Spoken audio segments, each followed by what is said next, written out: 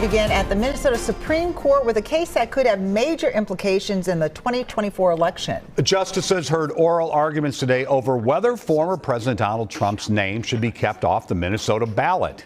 They argued Trump should be disqualified because of his actions during the January 6th insurrection. Esme Murphy was in the courtroom today. Esme, what happened?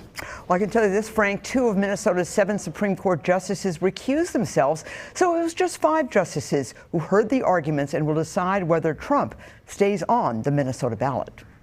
The attorney for the bipartisan group trying to keep the former president off the ballot went first. Beginning before the 2020 election and culminating on January 6, 2021, Donald Trump engaged in rebellion and insurrection against the Constitution of the United States in a desperate attempt to remain in office. The argument is based on Section 3 of the 14th Amendment, adopted after the Civil War. It says a former officer of the U.S. who engaged in insurrection cannot be elected again as a U.S. official.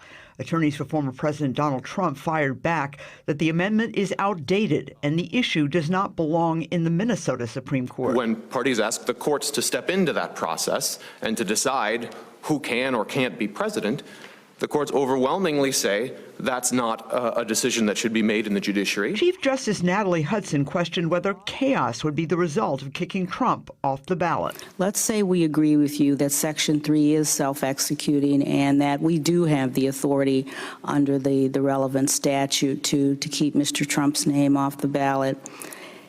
Should we? Is the question that concerns me. Legal analyst Joe Tamburino says Hudson's question may be the key to the court's decision. What she said was, should they really do this? Because if they do, you could have 50 states with 50 different hearings and 50 different decisions. Now, right now, a similar hearing over whether Trump should be on the Colorado ballot is being heard this week. Both sides expect this issue to end up in the U.S. Supreme Court and that the Minnesota court will decide sooner than later in terms of their ruling. That's because early voting in Minnesota's presidential primary, which is March 5th, begins, get this, on January 19th. Yeah, very interesting. Esme, do we know why those 2 judges recused themselves?